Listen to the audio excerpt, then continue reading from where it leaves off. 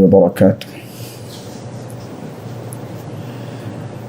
بسم الله الرحمن الرحيم. الحمد لله رب العالمين وبه نستعين، الصلاة والسلام على أشرف الأنبياء وسيد المرسلين وعلى آله وصحبه أجمعين، أما بعد، فأعوذ بالله من الشيطان الرجيم. شهر رمضان الذي أنزل فيه القرآن هدى للناس وبينات من الهدى والفرقان. اللہ ذوالجلال ہم سب کے خالق اور مالک اور رازق ہیں، وہی قادر مطلق ہیں، پوری کائنات کا تصرف اسی کے ہاتھ میں ہے۔ اللہ تعالیٰ جس کو چاہے چن لے اور جس کو جو چاہے مقام عطا کر دے۔ مالک الملک نے مہینوں میں سب سے افضل مہینہ رمضان المبارک کا بنایا ہے، اور پھر راتوں میں سب سے افضل رات لیلۃ القدر کی بنائی ہے، اور پھر انبیاء علیہم الصلاۃ والسلام میں سے سب سے اعلیٰ اور ارفع اور اسما شخصیت محمد الرسول اللہ صلی اللہ علیہ وسلم کی بنائی۔ جتنی بھی آسمانی کتابیں نازل ہوئی ہیں ان میں سب سے اعلیٰ کتاب قرآن مجید ہے، جو نوشتہ ہدایت بھی ہے اور ہر مسلمان کے لیے دستور حیات بھی ہے۔ اللہ تعالیٰ کا بہت بڑا احسان ہے جس نے ہمیں کائنات کی سب سے اعلیٰ کتاب عطا کی اور سب سے اعلیٰ ہستی بطور مرشد عطا کی، اور اس امت کو بھی تمام امتوں سے افضل بنایا۔ انتم خیرها واکرمها علی اللہ عز وجل۔ رسول اللہ صلی اللہ علیہ وسلم کا فرمان ہے کہ تم بہترین امت ہو اور سب سے زیادہ عزت والی اور بہتری والی امت ہو۔ تمہاری صفات یہ ہیں کہ تم نیکی کا حکم کرتے ہو اور برائی سے منع کرتے ہو۔ ایک مومن اس کا طرز زندگی کیا ہونا چاہیے رمضان المبارک کے استقبال میں، اور پھر اس مبارک مہینے کو گزارتے وقت اس کو کون کون سے کاموں پہ توجہ دینی چاہیے، آج ہماری گفتگو کا محور یہی چند نکات ہوں گے۔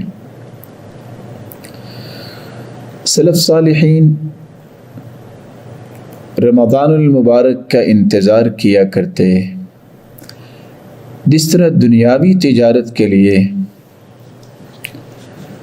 تاجر ان اوقات اور موسموں کا انتظار کرتے ہیں جب ان کی تجارت بڑھ جاتی ہے اور اس کو فروغ ملتا ہے، اسی طرح جنت کی تجارت کرنے والے بھی ایسی گھڑیوں کا انتظار کرتے ہیں جن گھڑیوں میں سب سے اعلیٰ اور ارفع گھڑیاں شروع ہونے والی ہیں، جن کو رمضان المبارک کی مبارک ساعتیں اور گھڑیاں کہا جاتا ہے۔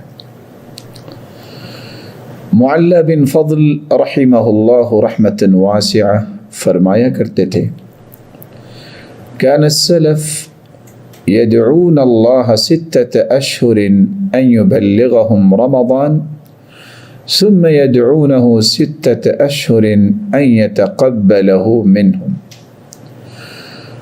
سلف صالحین 6 ماہ تک اللہ رب العزت سے دعا کیا کرتے کہ رمضان المبارک کا مہینہ ان کی زندگی میں آ جائے، ان کے نصیب میں لکھا جائے۔ جب وہ مہینہ آ جاتا اور اس میں جو بھی وہ عبادت کرتے تو پھر 6 ماہ تک اس میں کیے گئے اعمال کی قبولیت کی دعا کیا کرتے تھے۔ یحییٰ بن ابی کثیر رحمہ اللہ فرماتے ہیں کان من دعائہم اللہم سلمنی الی رمضان وسلم لی رمضان وتسلمہ منی متقبلا۔ سلف صالحین یہ دعا کیا کرتے، اے اللہ مجھے رمضان المبارک کے مہینے تک سلامتی اور عافیت میں رکھنا، اور رمضان المبارک کو بھی میرے لیے سلامتی والا بنا دے۔ اے اللہ تو اس مہینے کی عبادات کو میری طرف سے پھر قبول و منظور بھی فرما لے۔ سیدنا عبداللہ ابن مسعود رضی اللہ تعالی عنہ فرمایا کرتے تھے سید الشہور شہر رمضان و سید الایام الجمعہ، تمام مہینوں کا سردار رمضان المبارک کا مہینہ ہے، جبکہ ہفتے کے تمام دنوں میں سردار دن جو ہے وہ جمعے کا دن ہے۔ تو یہ خوش قسمتی ہے انسان کی کہ انسان کو رمضان جیسا مہینہ نصیب ہو جائے۔ اس مبارک مہینے کا استقبال کرتے ہوئے 2 کام کرنے چاہیے، اور پھر جب یہ مہینہ آ جائے تو پھر مزید 8 کام کرنے چاہیے۔ ان 10 کاموں کو ہم تفصیل سے آپ کی خدمت میں پیش کریں گے۔ رمضان المبارک کا استقبال کرنا ہو یا رمضان المبارک کو شروع کرنا ہو، ہر 2 جگہوں پہ ہر قسم کی عبادت میں اپنی نیت کو خالص کیا جائے، اپنی سوچ کو مثبت بنایا جائے، اپنی نیت میں صرف اللہ عز و جلال کا تقرب رکھا جائے۔ جب اللہ عز و جلال کا تقرب نصیب ہو جائے گا، جب نیت میں اخلاص آ جائے گا، تو پھر بہت سارے مشکل کام بھی آسان بھی ہوتے ہیں، اور انسان ان کاموں کو کرتے کرتے انجوائے بھی کرتا ہے، اور انتہا درجے کی خوشی اس کے دل میں پیدا ہوتی ہے، جس سے وہ مزید سے مزید کوشش کرتا نظر آتا ہے۔ کبھی بھی اس کے کام میں رکاوٹ یا مایوسی نظر نہیں آتی، کیونکہ اس نے اللہ کے لیے شروع کیا ہوتا ہے۔ قل انی امرت ان اعبد اللہ مخلصا لہ الدین، آپ کہہ دیجئے مجھے حکم دیا گیا ہے کہ میں اللہ عز و جلال کی عبادت، اس کے دین کو اسی کے لیے خالص کرتے ہوئے کروں۔ فضیل بن عیاض رحمہ اللہ تعالی قرآن مجید کی اس آیت الذی خلق الموت والحیاة لیبلوکم ایکم احسن عملا، اللہ وہی ذات ہے جس نے موت و حیات کا یہ سلسلہ بنایا ہے، اور بنایا اس لیے ہے کہ تمہاری آزمائش کرے کہ تم میں اچھا عمل کون کرتا ہے۔ احسن عملا کی تفسیر کرتے ہوئے فضیل بن عیاض رحمہ اللہ تعالی فرمایا کرتے تھے کہ احسن عملا سے مراد یہ ہے اخلصہ و اصوبہ، وہ خالص بھی ہو اور صحیح بھی ہو۔ اذا کان خالصا، جب مخلص انسان ہوتا ہے تو اس کا عمل احسن عمل ہوتا ہے۔ اگر انسان کا عمل خالص ہو اور وہ صحیح نہ ہو تو پھر بھی قبول نہیں ہوتا، اور اگر انسان کا کام صحیح ہو اور خالص نہ ہو تب بھی قبول نہیں ہوتا۔ اس لیے 2 لفظ استعمال کیے ہیں، اخلصہ و اصوبہ، وہ خلوص نیت سے کیا جائے اور صحیح کیا جائے۔ خلوص نیت سے مراد یہ ہے کہ انسان اللہ کی رضا کے لیے کرے، اور صحیح کا مطلب یہ ہے کہ وہ سنت کے مطابق ہو۔ والصواب اذا كان على السنہ۔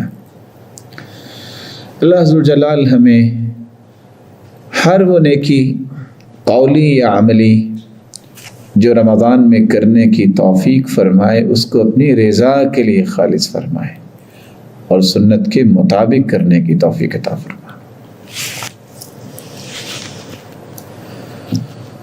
مطرف بن عبداللہ فرمایا کرتے تھے اس نیت کو خالص کرنے کے لیے ایک کام یہ کرنا بھی ضروری ہے، صلاح القلب بصلاح العمل۔ جب تک دل پیارا نہیں ہوگا تو عمل بھی اچھا نہیں ہوگا۔ وصلاح العمل بصحة النیت، اور عمل کی اصلاح اس وقت ہوتی ہے جب انسان اپنی نیت کی اصلاح کرتا ہے۔ تو انسان کی نیت جس کا تعلق دل کے ساتھ ہے، اس نیت کو بھی خالص کرے اللہ کے لیے، اور نیت کا جو مقام اور محل دل ہے اس کو بھی خوبصورت بنائے، اس کو ہر قسم کی آلائشوں سے پاک کرے، کسی قسم کا عصبیت اور تعصب کا پہلو اور کسی قسم کا حسد اور بغض اور عداوت اور کسی قسم کی گرہ کسی کے بارے میں نہ ہو۔ یہ جتنا مرر صاف ہوگا اس کی روشنی لالٹین کی طرح بہت دور جائے گی، اور اللہ عز و جلال اسی دل میں ہی اچھی نیتیں پیدا فرماتے ہیں جس دل کو پسند فرما لیتے ہیں۔ اس لیے رسول اللہ صلی اللہ علیہ وسلم نے یہ خوشخبری سنائی تھی۔ سیدنا انس رضی اللہ تعالیٰ عنہ اس روایت کے راوی ہیں، اور وہ فرماتے ہیں من كانت الآخرة همه جعل الله غناه في قلبه۔ اگر انسان کی عمل کی کیفیت یہ بن جائے کہ اس نے آخرت کو بہتر کرنے کے لیے کرنا ہے تو اللہ تعالیٰ اسے 3 انعامات و نقد عطا کر دیتے ہیں۔ پہلا انعام جعل اللہ غناه فی قلبی، اللہ تعالیٰ اسے دل کا غنی بنا دیتے ہیں۔ کیا مطلب دل کا غنی؟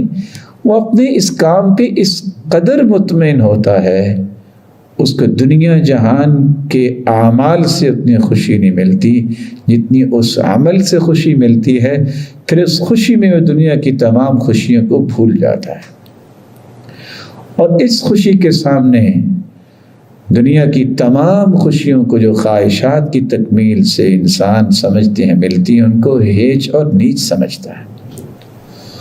وَجَمْعَ لَهُ شَمْلَهُ، اس خلوص نیت سے کیے گئے کام کی وجہ سے اللہ عز و جلال اس کی زندگی کے امور کو مرتب اور منظم فرما دیتے ہیں۔ اس طرح ہر کام ترتیب سے ہو رہا ہوتا ہے، اور انسان جیسے جیسے وہ کام مکمل کرتا جا رہا ہے اس کو مزید سے مزید خوشیاں ملتی رہتی ہیں، اور اس کا سفر آسان ہو رہا ہوتا ہے، اور وہ محسوس کر رہا ہوتا ہے کہ وہ حلاوت اور لذت اس کے دل میں اللہ عز و جلال پیدا فرما رہے ہیں، جس کے نتیجے میں وہ ہر کام میں ہر وقت اپنے آپ کو کمر بستہ رکھتا ہے اور پابندی کے ساتھ اپنے امور پہ نظر رکھتا ہے۔ یہ صلاحیت اس وقت ملتی ہے جب انسان اللہ کی رضا کے لیے کوئی کام کرتا ہے۔ وَأَتَتْهُ الدُّنْيَا وَهِيَ رَاغِمَةٌ، اور تیسرا انعام اسے ملتا ہے جس پہ اکثر کائنات کے لوگ پریشان ہو جاتے ہیں کہ ٹھیک ہے اخلاص کے ساتھ ہم کام، دل کا غنا انسان کو ملے گا اور کام تو مرتب ہوں گے، لیکن زندگی کی گاڑی کیسے چلے گی؟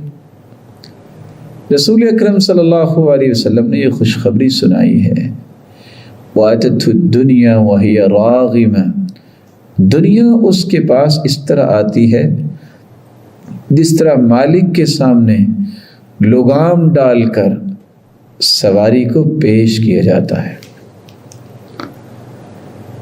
اور یہی ایک حقیقت ہے امام ابن القیم رحمۃ اللہ علیہ نے بیان کی ہے کہ جو اللہ کے لیے خالص ہو جاتا ہے اللہ عز و جلال پھر پوری دنیا کو اس کی غلامی کے لیے تیار کر دیتے ہیں۔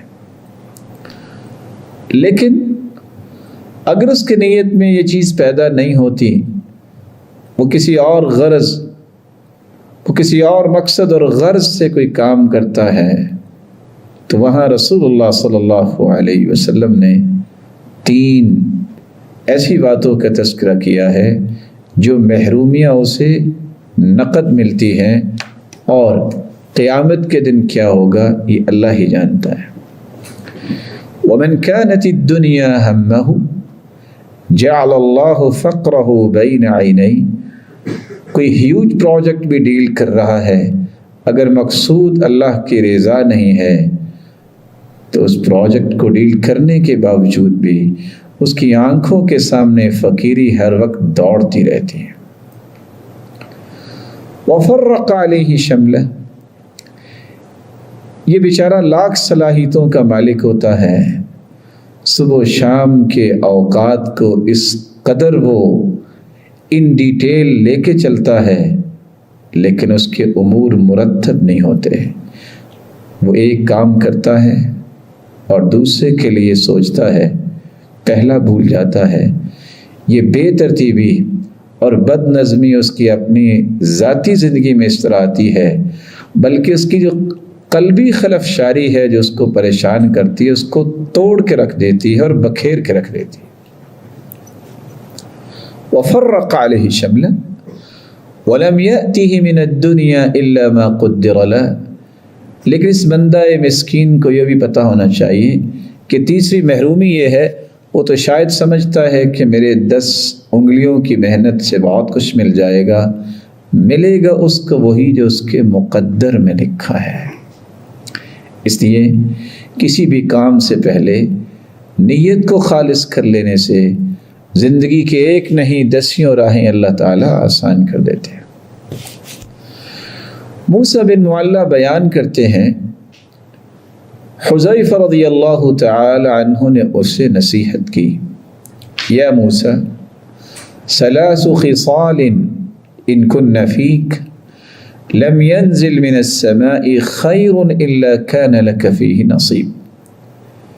اے موسیٰ بن معلّہ، میں تمہیں ایک نصیحت کرنا چاہتا ہوں، 3 خصلتیں اپنے اندر پیدا کر لے، آسمان سے کوئی بھی خیر ایسی نہیں اترے گی اس میں اللہ تیرا حصہ نہیں رکھیں گے۔ پہلی خصلت، عملک للہ عز وجل، اپنے عمل کو اللہ کے لیے خالص کر لینا۔ دوسری خصلت، وتحب للناس ما تحب لنفسک، جو تمہیں اپنے لیے پسند ہے وہ لوگوں کے لیے بھی پسند کیا کر۔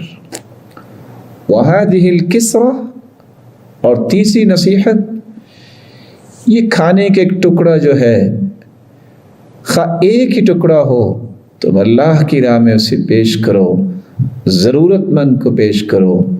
جب تم مخلوق کا خیال رکھو گے خالق تمہیں کبھی بھلائے گا نہیں۔ اور عبداللہ ابن مسعود رضی اللہ تعالیٰ عنہ نے جو رسول اللہ صلی اللہ علیہ وسلم کی بات بیان کی ہے وہ کس قدر عظیم ہے۔ ثلاث لا یغل علیہن قلب امرئ مسلم، 3 خصلتیں جب انسان کو نصیب ہو جائیں تو اس کا دل اس کے ساتھ دھوکہ نہیں کرتا، اس کا دل اسے چکمہ نہیں دیتا۔ دل میں تو ایک ہی وقت میں سینکڑوں خیالات گردش کر رہے ہوتے ہیں، اور وہی خیال اپنی جگہ بناتا ہے جو مضبوط ہوتا ہے۔ یہ دل کس شخص کے کنٹرول میں آتا ہے؟ کون اس کو اپنی مرضی کے مطابق پھر خیالات کی ڈوریں اس کو تھما دیتا ہے؟ جس کے اندر 3 صلاحیتیں پیدا ہو جائیں۔ پہلی خصلت اور صلاحیت، اخلاص العمل للہ، جو اللہ ذوالجلال کے لیے اپنی نیت کو خالص کر لیتا ہے کسی بھی قول و عمل میں، وہ دل کے اندر ایسی کیفیت پیدا کرنے پہ اللہ ذوالجلال اسے قدرت عطا کر دیتے ہیں، وہ اپنے دل کا رخ صحیح کر لیتا ہے۔ والنصح لأئمة المسلمین، اور خیر خواہی مسلمانوں کے جو ذمہ داران ہیں، ولی الامر ہے، حکمران والا ہے، ان کے لیے خیر خواہی کو ہر وقت سوچنا، ان کے لیے خیر خواہی ہر وقت سوچنا اور خیر خواہی کے پہلوؤں کو اختیار کرنا، یہ کیسی صلاحیت ہے، یہ کیسی خصلت ہے جس سے انسان کا دل اسے پھر دھوکہ نہیں دیتا۔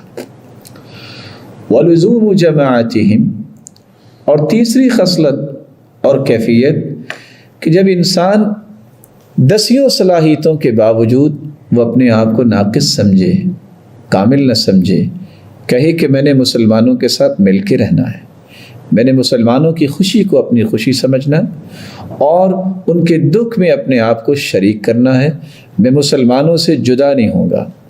इत्ज़ाल की कैफियत इख्तियार करना ये कोई सलाहियत नहीं बल्कि सलाहियतों को ख़त्म कर देना है। इसी मुसलमानों के साथ मिलजुल के रहना और मुसलमानों की वो जमात जो किताब व सुन्नत पर मबनी अपनी ज़िंदगी गुजार रही हो, उसको लाजिम पकड़ना, ये कैसी सलाहियत है जिससे इंसान का क़ल्बी रुख हमेशा दुरुस्त रहता है।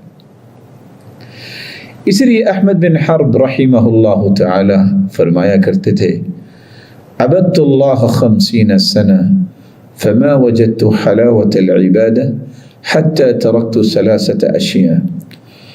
लोगों, मैंने 50 साल इबादत की लेकिन मुझे इबादत में वो लज्जत, हलावत और मिठास और शरीनी महसूस नहीं हुई जब तक मैंने 3 चीज़ों को तर्क नहीं कर दिया।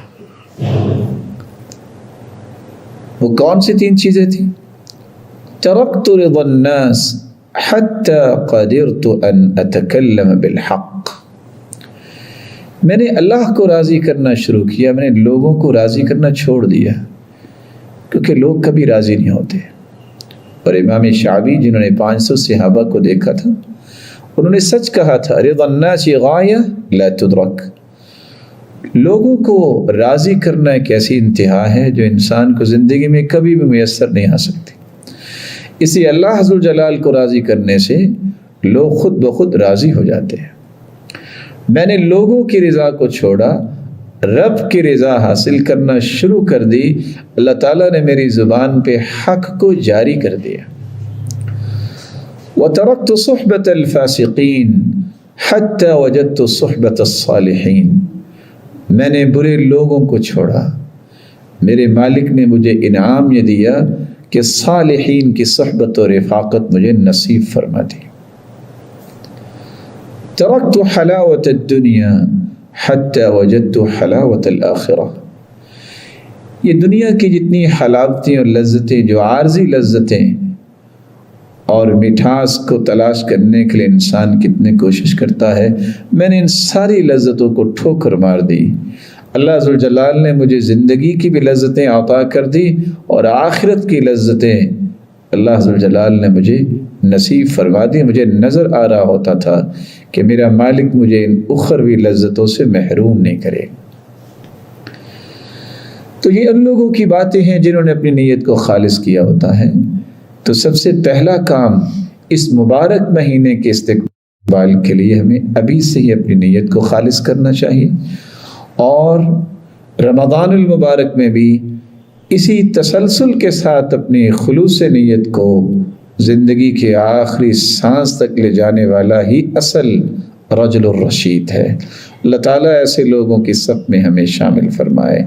ये ना हो कि इंसान मेहनत कर कर के थक जाए, आमाल की लाइनें लगा दे, लेकिन क़यामत का दिन हो। सही बुखारी की रिवायत है, यक्शिफु रब्बुना अन साक़ी। अल्लाह अज़्ज़ल जलाल क़यामत के दिन अपनी मुबारक पिंडली से पर्दा हटाएंगे। फ़यस्जुदु लहु कुल्लु मुअमिनिन व मुअमिना। जो सच्चे मोमिन होंगे, मर्द या औरत, वो फ़ौरन सजदे में गिर जाएंगे, सजदा रेस हो जाएंगे। वयब्क़ा मन कान यस्जुदु फ़िद दुनिया रियाअन व सुमअ। लेकिन जिन्होंने दुनिया को दिखाने के लिए, दुनिया को सुनाने के लिए, दुनिया की वाह वाह के लिए और दुनिया में पॉपुलैरिटी के लिए काम किया होगा, फ़यज़हब लियस्जुद फ़यऊदु ज़हरुहु तबक़न वाहिदा। वो सजदा करने की कोशिश तो करेंगे लेकिन उनकी कमर तख्ता बन जाएगी।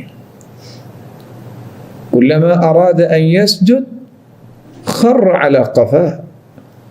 वो सजदा करने के लिए तो झुकना चाहेंगे लेकिन सलाहियत सलब कर ली जाएगी। वो सजदे में नहीं बल्कि अपनी गुद्दी के बल गिर जाएंगे। अल्लाह अज़्ज़ल जलाल ہم سب کو ہر قسم کی ریاکاری اور شہرت سے محفوظ فرمائے، ایسی خواہشات سے ہر وقت محفوظ فرمائے۔ اور سیدنا علی رضی اللہ تعالیٰ عنہ نے ایک نشانی دی ہے جو ہمیں ہر وقت یاد رکھنی چاہیے کہ مخلص جو ہوتا ہے، کوئی اس کی تعریف کرے یا مذمت کرے اس کو پریشانی نہیں ہوتی، وہ اپنے کام میں لگا رہتا ہے، تو اس کو فوراً اپنی نیت کی مراجعت کرنی چاہیے۔ دوسرا کام جو اس مبارک مہینے کے استقبال میں کرنا چاہیے اور اسی کیفیت کو ہی آگے لے کے ہمیں رمضان میں داخل ہونا ہے، ہمیں توبۃ نصوح، سچی توبہ کرنی ہے۔ سب سے پہلے تو اس بات پہ اتفاق کرنا ضروری ہے کہ ہم میں سے ہر ایک سے گناہ سرزد ہوتے ہیں، ہمیں اقرار کرنا چاہیے، ہمیں اعتراف کرنا چاہیے۔ جب تک یہ اعتراف اور اقرار نہیں ہے اس وقت تک صحیح راستے کی نشاندہی ممکن نہیں ہے۔ اور جن لوگوں کا یہ رویہ بن جاتا ہے کہ میرے تو گناہ ہی کوئی نہیں، وہ کبھی معافی نہیں مانگتے اور وہ کبھی بھی اپنے راستوں کو منور نہیں کر سکتے۔ اس لیے یہ طے کرنا ضروری ہے، کل بنی آدم خطاء وخیر الخطائین التوابون۔ کائنات کا ہر فرد، آدم کی اولاد کا ہر فرد خطا کار، بہترین وہ ہے جو توبہ کر لے۔ اس لیے یہ تسلیم کر کے کہ مجھ سے بہت ساری خطائیں سرزد ہوتی ہیں، بہت سارے گناہ سرزد ہوتے ہیں، بہت ساری کمی اور کوتاہیاں ہیں میرے اندر، اور بہت ساری ایسی چیزیں جو ہوتے تو گناہ اور خطائیں اور غلطیاں ہیں، میں ان کی تعویل کر جاتا ہوں۔ اس لیے کتنے اچھے لوگ تھے وہ جو کہا کرتے تھے اللہم اغفر زلاتی وخطیئاتی وتأویلاتی، اے اللہ میری پھسلاہٹوں کو بھی معاف کر دے، میرے گناہوں کو بھی معاف کر دے اور میری تعویلات کو بھی معاف کر دے۔ سچی توبہ کرنے کے لیے ہمیں چند چیزوں کو اختیار ضرور کرنا چاہیے۔ اس توبہ کرتے وقت بھی ہمیں اپنی نیت کو خالص کرنا چاہیے۔ لوگوں کے سامنے استغفر اللہ کہنا بھی اچھا ہے تاکہ دوسرے لوگ بھی استغفر اللہ کہیں، لیکن اگر اکیلے بیٹھ کے آپ یہ کام کریں گے تو یاد رکھنا اس کی طاقت کچھ اور ہی ہوگی۔ اور یہ ایک حقیقت بھی ہے، دنیا میں ہر وہ چیز ریلائبل ہوتی ہے جس کے کوئی گواہ ہوتے ہیں، لیکن اللہ کے ہاں سب سے ریلائبل عمل وہ ہوتا ہے جس کا گواہ صرف بندے کا مالک ہو، کوئی اور گواہ نہ ہو۔ اس لیے خوبصورت وضو کرنے کے بعد 2 رکعتیں دل لگا کے پڑھی جائیں، قلب و قالب کو اللہ کی طرف متوجہ کر کے، اور پھر اللہ ذوالجلال کے سامنے اپنے ہاتھوں کو اٹھا کے خلوص نیت کے ساتھ دعا کی جائے۔ اللہ نہ کرے اگر کوئی شرک میں مبتلا ہے تو اس کو شرک تو پہلے چھوڑنا ہوگا، اور اگر کوئی بدعت میں مبتلا ہے تو جب تک بدعتی بدعت کو چھوڑتا نہیں، یہ بات سمجھنی چاہیے کہ اس کی توبہ بھی قبول نہیں ہوگی۔ ان اللہ حجب التوبہ عن کل صاحب بدعہ حتی یدع بدعتہ۔ صحیح ترغیب کی روایت ہے، بدعتی آدمی کی توبہ کی قبولیت کے سامنے اللہ نے پردہ کر دیا ہے۔ جب تک وہ اپنی بدعت کو چھوڑتا نہیں ہے اس کی دعا اور توبہ بھی قبول نہیں ہے۔ اللہ عز و جلال ہمیں ہر قسم کے شرک اور بدعت کی ہوا سے بھی بچائے۔ تو انسان اللہ کے سامنے ہاتھ اٹھا کے اپنے گناہوں کا اعتراف کرے اور اقرار کرے، اور کسی قسم کی جو بدعت ہے یا شرک ہے سب سے پہلے اسے ترک کرے، بلکہ ہر قسم کے گناہ سے اپنے آپ کو دور کرے۔ بندہ مومن جب گناہ کو ترک کر دیتا ہے تو پھر اس کی توبہ سمجھ میں آتی ہے۔ لیکن ان ہاتھوں کو اٹھا کے اس قدر جری نہ ہو کہ معافی تو مل جانی ہے، نہیں، شرمندگی اور کم آئیگی کا اظہار کرے۔ الندم توبہ، رسول اکرم کے ایسی توبہ انسان کی زندگی کے گناہوں کو معاف کرنے کے ساتھ ساتھ اس کے گناہوں کو نیکیوں میں تبدیل کرنے کے قابل ہو جاتی ہے۔ رسول اکرم صلی اللہ علیہ وسلم نے فرمایا تھا ان للتوبۃ بابا عارض ما بین مصراعی ما بین المشرق والمغرب لا يغلق حتى تطلع الشمس من مغربها، اللہ نے توبہ کا ایک دروازہ رکھا ہے جس کی چوڑائی اتنی ہے جتنی مشرق و مغرب کے درمیان کا فاصلہ ہے۔ یہ دروازہ ہر وقت کھلا ہے جب تک قیامت نہیں آ جاتی۔ اس لیے وقت ہے آج ہم توبۃ النصوح سچی توبہ کر لیں، اور اس کے لیے ایک ضروری امر یہ بھی ہے کہ انسان بری خواہشات کو چھوڑے، انسان برے تعلق کو چھوڑے، انسان برے معاشرے کو چھوڑے، برے لوگوں کو چھوڑے۔ کتنی خوبصورت بات اللہ کے رسول نے سمجھائی۔ 99 لوگوں کا قاتل جب ایک پادری سے گیا، اس کے نتیجے میں اس کو جنت کیسے ملے گی؟ اللہ تعالیٰ نے ایک اور فرشتہ بھیجا کہ تم فیصلہ کرواؤ، جس نے جا کے پیمائش کروائی کہ دیکھو جسد خاکی نیک لوگوں کے قریب ہے کہ برے لوگوں کو قریب ہے۔ نتیجہ یہ نکلا، جب پیمائش کی گئی فوجداہ الی ہذہ اقرب بشبر، ایک بلشت اس کا جسد خاکی نیک لوگوں کے قریب تھا۔ اللہ عز الجلال کے بھیجے ہوئے فرشتے کے ذریعے اللہ نے فیصلہ کروایا یہ جنتی ہے۔ اللہ عز الجلال ہمیں ایسی توبہ کرنے کی توفیق عطا فرمائے۔ اور سلف صالحین یہ دعا کیا کرتے تھے، اور یہ تینوں دعائیں کرنی چاہیے۔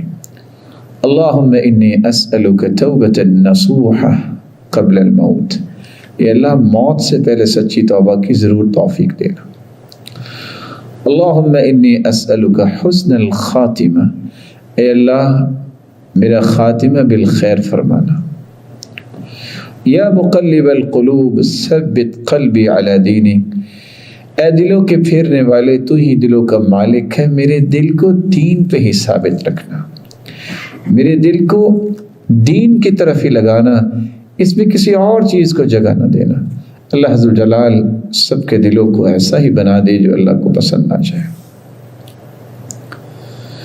اس مبارک مہینے کے استقبال میں تیسرا کام جو کرنا ہے، اور پھر اس مہینے میں اس کی عملی تنفیذ کرنی ہے، وہ یہ ہے کہ اس مہینے کے شروع ہونے سے پہلے ہی اپنے وقت کی تنظیم کو لکھیں۔ میں ان اوقات کو کیسے استعمال کروں گا، میں ان اوقات سے کیسے فائدہ لوں گا۔ یہ مبارک مہینہ نیند پوری کرنے کے لیے نہیں ہے، یہ مبارک مہینہ چھپ کر الگ ہونے کے لیے نہیں ہے، یہ کوئی کام کرنے کے لیے ہے۔ یہ سال کے بعد ایک ریفریشر کورس ہے، جس کے نتیجے میں جو صلاحیت ابھرتی ہے انسان میں، وہ 11 مہینے تک کام آتی ہے۔ یہ آپ اپنے آپ کو چارج کرتے ہیں سال کے بعد، کہ جس کے نتیجے میں 11 مہینے تک آپ کمر بستہ رہتے ہیں عبادات میں اور نیکیوں میں۔ اور سچ کہا تھا رسول اللہ صلی اللہ علیہ وسلم نے، نعمتان مغبون فیہما کثیر من الناس، الصحۃ والفراغ، دو چیزوں کی قدر لوگ نہیں کرتے، ایک صحت کی قدر نہیں کرتے اور ایک فارغ وقت کی قدر نہیں کرتے۔ اور جب تک ان دو چیزوں کی قدر نہیں کریں گے، وہ زندگی کی صحیح لذتیں حاصل ہی نہیں کر سکتے۔ اور ابن باز رحمۃ اللہ علیہ اس لیے اپنے شاگردوں سے کہا کرتے تھے، برکت الوقت فی تنظیم، اگر وقت کی برکت لینی ہے تو اس کو منظم کرو۔ آپ صلی اللہ علیہ وآلہ وسلم نے اس لیے نصیحت کی تھی ایک صحابی کو، اغتنم خمسا قبل خمس، 5 چیزوں کو 5 چیزوں سے پہلے میرے صحابی غنیمت جانو۔ شبابک قبل حرمک، جوانی کی رعنائی اللہ نے دی ہے، بہت کام ہو سکتے ہیں۔ جوان پوری قوم کا رخ چینج کر سکتے ہیں۔ کس طرح ایک ننھے نوجوان نے سورۃ البروج کا قصہ پڑھنے سے پتہ چلتا ہے، 1,00,000 لوگوں کا رخ جو ہے اپنے خالق کی طرف کروا دیا۔ جوانوں میں بڑی طاقت ہوتی ہے۔ جوان کسی قوم کا وہ اثاثہ اور سرمایہ ہوتے ہیں کہ اگر وہ صحیح ہو جائے تو پوری قوم کو جو ہے، وہ گری ہوئی قوم کو اٹھا کے اس کی سوچ اور فکر کو اوج ثریا تک پہنچا دیتے ہیں۔ شبابک قبل حرمک، اس جوانی کو بڑھاپے سے پہلے غنیمت سمجھو۔ جوانی کو اللہ کی عبادت میں اور خیر کے کاموں میں لگاؤ، اور یاد رکھنا بڑھاپے میں تو سجدے اشاروں سے ہی ہوتے ہیں۔ وَصِحَّتَكَ قَبْلَ سُقْمِكَ وَصِحَّتَكَ قَبْلَ سَقَمِكَ، بیماری سے پہلے صحت کو غنیمت جانو۔ صحت مند بہت کچھ کر سکتا ہے، بیماری جب آ جائے تو پھر اشاروں سے نماز پڑھنی پڑتی ہے۔ اور اللہ ذو الجلال امت سے وبا اور مصیبت کو دور فرمائے۔ بیماری جب ہو تو پھر عبادت انسان کو یاد بھی نہیں رہتی، انسان بے ہوشی میں چلا گیا، انسان کومے میں چلا گیا، وہ کیا کرے گا؟ یا انسان ایسی بیماری میں چلا گیا ہے کہ اس کو سمجھ نہیں آتی میں کروں کیا۔ اللہ ایسی ہر قسم کی بیماری سے ہر ایک کو محفوظ فرمائے۔ وَغِنَاكَ قَبْلَ فَقْرِكَ، آج مال اور پیسہ ہے، اس کو نعمت سمجھو، اس کو اللہ ذو الجلال کے دین کی سربلندی کے لیے، اس کی رضا کے لیے خرچ کرو، ضرورت مندوں تک پہنچاؤ، اس سے پہلے کہ تم فقیر ہو جاؤ۔ اس سے کوئی کام کر لو، یہ خرچ تو ہو جائے گا، یہ ضائع تو ہو جائے گا، جو غلط کاموں میں بھی لگاؤ گے، لیکن اس سے کوئی اچھا کام کروا لو۔ وَفِرَاغَكَ قَبْلَ شُغْلِكَ، آج فارغ وقت ہے، بلکہ اللہ تعالیٰ نے مدتوں کے بعد انسانوں کو فارغ کیا ہے، شاید کہ یہ سمجھ جائیں کہ اس فراغت کے وقت کو بھی نعمت سمجھیں، بہت کچھ کر سکیں گے اس فارغ وقت میں جو مشغولیت کے اوقات میں نہیں ہو سکتا۔ سب سے پہلے انسان کی شخصیت کو نکھارنے کا بہت خوبصورت موقع ہے، کوئی برڈن نہیں، کوئی الزامات نہیں ہے کہ میں نے یہ بھی کام کرنا ہے، یہ بھی کام کرنا ہے۔ اپنی شخصیت کو بلند کیجیے، اللہ کے قریب ہو جائیے۔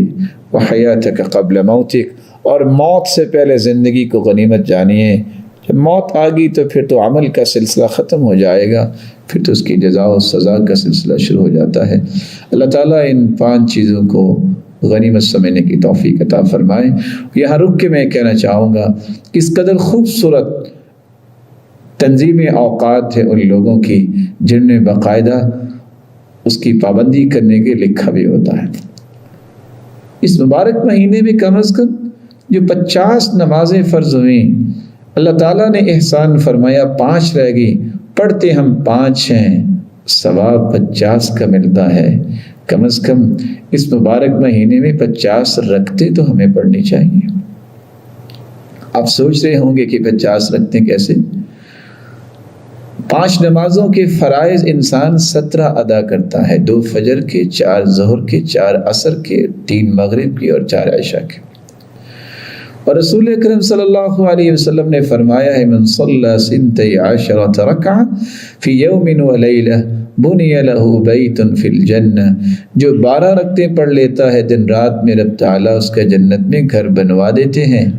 اور وہ 12 رکعتیں کیسے ہیں؟ 4 ظہر سے پہلے، 2 ظہر کے بعد، 2 مغرب کے بعد، 2 عشاء کے بعد اور 2 فجر کی نماز سے پہلے۔ یہ 17 اور 12 یہ 29 رکعتیں بنتی ہیں۔ اور اس مبارک مہینے میں چونکہ قیام اللیل بھی ہوگا اور جس کا تذکرہ ہم تھوڑی دیر کے بعد انشاءاللہ کریں گے، لیکن 8 رکعتوں کی اگر پابندی کر لی جائے تو یہ 29 اور 8 یہ 37 رکعتیں بنتی ہیں، اور 3 وتر پڑھے جائیں تو یہ 40 رکعتیں بنتی ہیں۔ اور کس قدر خوش نصیب ہے وہ انسان کہ آج پریشانی ان لوگوں کو ہوتی ہے جن کو دین کی سمجھ نہیں ہوتی کہ جی دیکھیے بیت اللہ بند ہو گیا، اب کیسے رمضان میں عمرہ کریں گے، کیسے حج ہوگا۔ آپ کے علم میں ہونا چاہیے کہ 1400 سال میں 40 مرتبہ ایسا ہوا کہ حج نہیں ہو سکا، ظالموں نے حج نہیں ہونے دیا۔ کیسے نہیں ہونے دیا؟ کہ جب وہ کرامتہ نے بیت اللہ پہ حملہ کیا، وہ تو ہجر اسود بھی اکھاڑ کے لے گئے تھے، 22 سال تک لوگ طواف کرتے رہے بغیر ہجر اسود کے، اور اس نے تو 30,000 حاجیوں کو قتل کر کے زمزم کے کنویں میں پھینک دیا تھا۔ اور نعوذ باللہ من ذالک کہتا تھا، کون کہتا ہے من دخلہ کان آمنا، بلاؤ اپنے رب کو، والعیاذ باللہ۔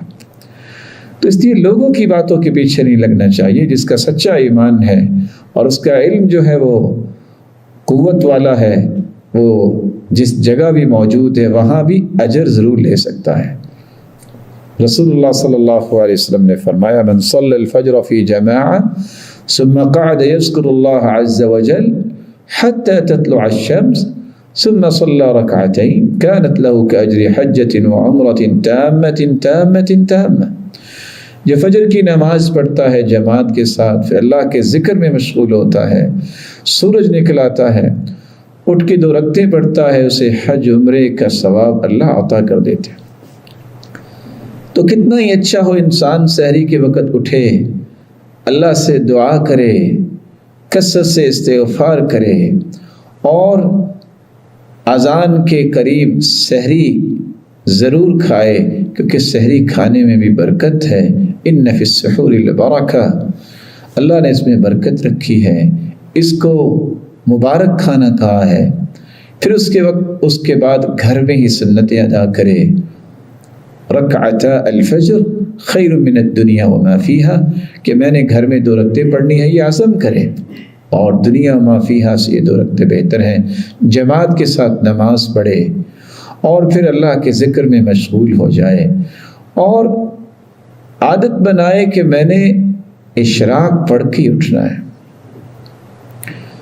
ہاں اگر کوئی جگہ بدلنا چاہتا ہے تو ابن حجر اسقلانی لکھتے ہیں صحیح بخاری کی شرح میں، اللہ کی رحمت وسیع ہے، وہ ذکر میں مشغول رہے تو اجر سے وہ محروم نہیں ہوگا۔ اس کے بعد رسول اکرم صلی اللہ علیہ وسلم نے ایک اور عمل بتایا ہے کہ اگر انسان چاشت کے وقت 2 رکعتیں پڑھ لیتا ہے تو 360 جوڑوں کا صدقہ ادا ہو جاتا ہے۔ چاشت کا وقت، ضحیٰ کا وقت اور صلاۃ الاوابین کا وقت، یہ تینوں ایک ہی نماز کے نام ہیں۔ جب گرمی کے موسم میں اونٹنی کا بچہ جب زمین پہ چلے تو اس کے پاؤں جلیں، صلاۃ الاوابین حین رمضت الفصال۔ اللہ عز جلال کے پیغمبر نے فرمایا جب اونٹنی کے بچوں کے پاؤں جلیں، یہ صلاۃ الاوابین ہے، خود اللہ کی طرف پلٹ کے آنے والوں کی نماز۔ اور حدیث کے الفاظ ہیں جو 4 رکعتیں پڑھ لیتا ہے، اللہ فرماتے ہیں اے آدم کے بیٹے ارکع 4 رکعات فی اول النہار اکفیک آخرہ، 4 رکعتیں دن کے شروع میں تم پڑھ لو، سارا دن میں تمہیں کافی ہو جاؤں گا۔ معمول بنائیے کہ اگر اس کے بعد آپ نے کوئی کام کرنا ہے تو پھر 4 وقت تھوڑا سا اپنے آپ کو ریلیکس کیجیے اور نماز کے لیے کھڑے ہو جائیے، یہ دوبارہ آپ کی قوت کو بحال کر دے گا۔ تو 42 اور 4 یہ جمع کر لیں تو یہ 46 رکعتیں بنتی ہیں۔ ہم ویسے تو ظہر سے پہلے 4 رکعتیں اور ظہر کے بعد 2 پڑھتے ہیں، لیکن اگر 2 کا اضافہ یہاں بھی کر لیا جائے، من صلی 4 قبل الظہر و4 بعدها حرمہ اللہ علی النار، جو 4 پہلے ظہر سے اور 4 بعد میں پڑھ لے، رب تعالیٰ اس بندے کو آگ پہ حرام قرار دے دیتے۔ تو یہاں بھی 2 کا اگر اضافہ کر لیا جائے تو کتنا ہی خوب ہے، انسان 48 رکعتیں اس طرح پڑھ سکتا ہے دن میں۔ اور پھر رسول اکرم صلی اللہ علیہ وسلم نے تو یہ بھی فرمایا رحم اللہ امرأ صلی قبل العصر 4، جو عصر سے پہلے 4 رکعتیں پڑھ لیتا ہے، اللہ تعالیٰ کی رحمت کی برکھہ اس پہ برستی ہے۔ اور دوسری روایت میں آتا ہے من حافظ علی 4 رکعات قبل العصر، جو حفاظت کرتا ہے ان 4 رکعتوں کی عصر سے پہلے، اللہ اس کا جنت میں گھر بنوا دیتے ہیں۔ تو اگر 4 رکعتیں یہ بھی بن جائے تو 50 کیا 52 بن سکتے ہیں۔ صلو قبل المغرب رکعتین، مغرب سے پہلے 2 رکعتیں پڑھو، اس حدیث پہ بھی عمل کرنے کی کوشش کرنی چاہیے، اور اگر 2 رکعتیں مغرب سے پہلے پڑھ لی جائیں تو یہ 54 بن جائیں گے۔ رسول اکرم صلی اللہ علیہ وآلہ وسلم نے فرمایا تھا بین کل اذانین صلاۃ، اذان اور اسی طرح اقامت کے درمیان بھی نماز ہوتی ہے، انسان کو نماز پڑھنی چاہیے۔ 2 رکعتیں کھڑے ہو کے پڑھ لے، پھر دعا کر لے اور قرآن کی تلاوت کر لے، تو کس قدر یہ خوبصورت عمل ہے۔ اور آپ صلی اللہ علیہ وآلہ وسلم نے فرمایا تھا جو 4 رکعتیں عشاء کی نماز کے بعد اکٹھی پڑھ لے تو یہ تو ایسا ہے جیسے اس نے لیلۃ القدر میں 4 رکعتیں پڑھی ہیں۔ اللہ تعالیٰ ہمیں ان عبادات کو اختیار کرنے کی توفیق عطا فرمائے۔ چوتھا کام جو رمضان المبارک میں ہمیں کرنا ہے جو بہت ہی مہم ہے، بہت ہی ضروری ہے، جس سے ہماری ساری عبادتیں محفوظ ہو جائیں گی۔ ہم اپنی زبان کی حفاظت کریں۔ اس لیے تو سلف صالحین کا یہ طریقہ تھا، کان السلف اذا صاموا جلسوا في المسجد واقبلوا على تلاوة القرآن وقالوا نحفظ صومنا ولا نغتاب احدا۔ سلف صالحین جب روزہ رکھتے تو مسجدوں میں آ جاتے اور قرآن کھول کے بیٹھ جاتے اور کہتے ہم اپنے روزے کی حفاظت کرنا چاہتے ہیں اور غیبت سے بچنا چاہتے ہیں، ہم کسی کی غیبت نہیں کریں گے۔ اور حدیث نے کتنی خوبصورت بات کہی ہے، من لم يدع قول الزور والجهل والعمل به فلا حاجة لله في ان يدع طعامه وشرابه۔ جو جھوٹ بولنا نہیں چھوڑ رہا، جو جہالت کی گفتگو نہیں چھوڑ رہا، جو برے اعمال نہیں چھوڑ رہا، اللہ تعالیٰ کو ایسے شخص کی ضرورت نہیں ہے کہ وہ کھانا پینا چھوڑ دے، وہ اپنے آپ کو محروم ہی کر رہا ہے، اس کو کیا فائدہ ہوگا۔ اس لیے سلف صالحین کہا کرتے تھے ادرکنا السلف وهم لا يرون العبادة في الصوم ولا في الصلاة ولكن في الكف عن اعراض الناس۔ سلف صالحین صرف روزے اور نماز کو ہی عبادت نہیں کہتے تھے اصل عبادت گزار تو وہ ہے جو لوگوں کی عزتوں کو پامال کرنے سے روکے، ان کی عزتوں کے بارے میں بات نہیں کرتا، زبان کو روک لیتا ہے۔ اور ابو العالیہ اس لیے کہا کرتے تھے الصائم فی عبادہ وان کان راقدا علی فراشی ما لم یغتب۔ روزے دار اگر اپنی چارپائی پہ لیٹا ہوا ہے، شرط یہ کہ وہ غیبت نہ کرے، وہ بھی عبادت لکھی جائے گی۔ اور مالک بن دینار نے تو ایک ایسا فیصلہ دیا ہے جو آج ہم سب کو سمجھنا چاہیے۔ اور رزق میں کمی آ رہی ہے، فعلم، تو جان لو انک تکلمت فیما لا یعنیک، تو نے کچھ ایسی باتیں کی ہوں گی جن باتوں میں تیرا کوئی مقصد نہیں تھا۔ لا یعنی گفتگو میں اپنی زبان کو چلانے سے یہ 3 مصیبتوں کا سامنا کرنا پڑے گا، دل بھی سخت ہوتا ہے اور جسم میں بھی لاغری آتی ہے اور رزق میں بھی کمی ہو جائے گی۔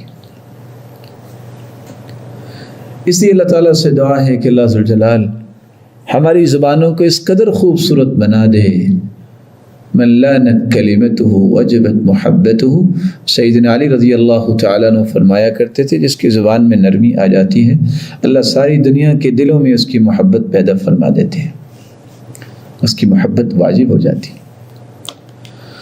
5واں کام جہاں ہمیں زبان کو خوبصورت بنانا ہے، زبان اصل میں یہ عکاسی کرتی ہے کہ انسان کا دل کیسا ہے، تو اس سے پہلے ہمیں دل کو بھی صاف کرنا ضروری ہے۔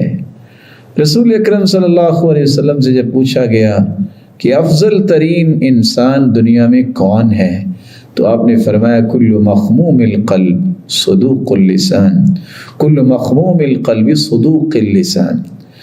ہر وہ انسان جس کا دل میں حسد اور کینہ نہیں ہے اور زبان کا وہ سچا ہے، یہ پوری کائنات سے اعلیٰ انسان۔ صحابہ نے پھر سوال کیا صدوق اللسان نعرف فما مخموم القلب، زبان کی سچائی تو سمجھ میں آ گئی، لیکن یہ مخموم القلب کیا ہے؟ تو آپ صلی اللہ علیہ وسلم نے فرمایا هو التقی، ایسے متقی انسان کو کہتے ہیں، النقی، جس کا دل صاف ہوتا ہے، الذی لا اسم فیہ ولا بغی ولا غل ولا حسد، ایسا دل جس میں حسد اور کینہ نہ ہو اور گناہ نہ ہو اور سرکشی اور کسی کے بارے میں کوئی گرہ نہ ہو۔ اللہ ذوالجلال ہمیں ایسا دل نصیب فرمائے۔ اور یہی وہ دل ہے جس کو قلب سلیم کہتے ہیں، یوم لا ینفع مال ولا بنون الا من اتى اللہ بقلب سلیم۔ یہی وہ دل تھا جو سعد رضی اللہ تعالی عنہ کو 3 انعام دلوا گیا۔ اللہ کے پیارے پیغمبر نے زمین پہ چلتے انسان سعد رضی اللہ تعالیٰ عنہ کو جنت کی بشارت دے دی، نہ اس کو موت آئی، نہ وہ قبر میں گئے، نہ حشر میں ان کا حساب ہوا. اللہ نے دنیا میں ہی اپنے پیغمبر کے ذریعے اس مبارک انسان کو جنت کی بشارت دلوا دی. اور پھر جب بھی کوئی فوت ہوتا ہے تو ایک دوسرے کو لوگ خبر دیتے ہیں. ان کی روح کو قبض کیا گیا تو اللہ نے جبریل کو بھیج کے اپنے پیغمبر کو خبر دی. اور پھر جب اس کی روح کو لے کے فرشتے گئے، اہتز عرش الرحمن لموت سعد بن معاذ، اللہ کا عرش خوشی سے جھوم اٹھا. اور یہ وہی صحابی ہیں جن کے جنازے کے لیے 70,000 فرشتے آسمانوں سے اترے تھے. یہ 3 انعام اللہ نے کیسے دیے؟